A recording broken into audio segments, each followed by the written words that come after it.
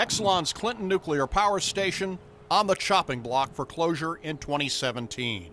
We have made the decision to shut this plant down and retire it.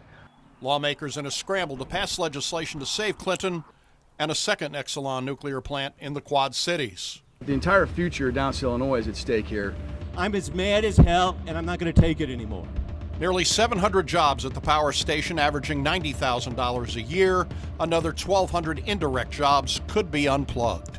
We will fight to the last day to keep them here. Anyone familiar with Macon County and DeWitt County knows those jobs don't grow on trees. 4,200 direct and indirect jobs combined will be lost at Clinton and the Quad Cities, $1.2 billion in economic activity. The bottom line, the Clinton plant is a money loser. The Clinton power station has lost about $450 million over the last 7 years. Exelon is looking for legislative help to make it more competitive with cheap natural gas and heavily subsidized wind and solar power. It would create a zero emission standard, which would allow the power prices here at this plant to be subsidized and to the tune of just allowing the plant to break even. Job loss, the loss of property taxes. Closing the Clinton power station would also mean higher electric rates across central Illinois. That will be a massive rate hike on consumers that live well outside of Clinton, DeWitt County, and central Illinois. Grid operator MISO reports the loss of Clinton and coal-fired power plants could create a shortfall of electric power in central Illinois by 2018. If the grid operator itself is saying there's a possible deficit coming in 2018 with these closures, that's a serious problem.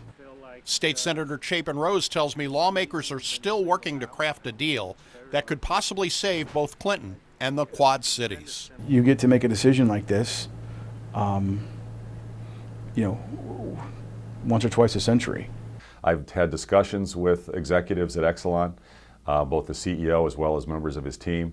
Governor Bruce Rauner tells me the jobs at the nuclear plants need to be saved. Frankly, we need more energy options, and to protect our energy options in Illinois to keep our rates low and also keep growing our economy and good jobs. So I'm very much an advocate to preserve these jobs in every way possible.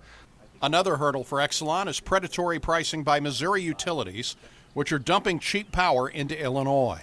How long do you think that rate's going to stay low once Clinton closes? Clinton produces $13 million a year in local real estate tax revenue for local governments and schools.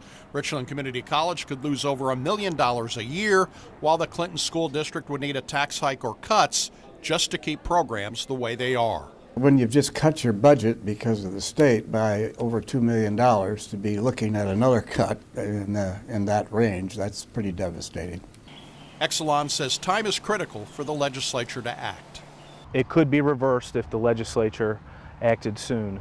The legislature adjourned on June the 30th. If a deal is struck this summer or in the fall, they're not scheduled to return until after the November elections. How cheaply and efficiently we can deliver stable power is what's at stake for the next several decades in our state. The people of Illinois are saying, I'm as mad as hell, and we're not going to take anymore.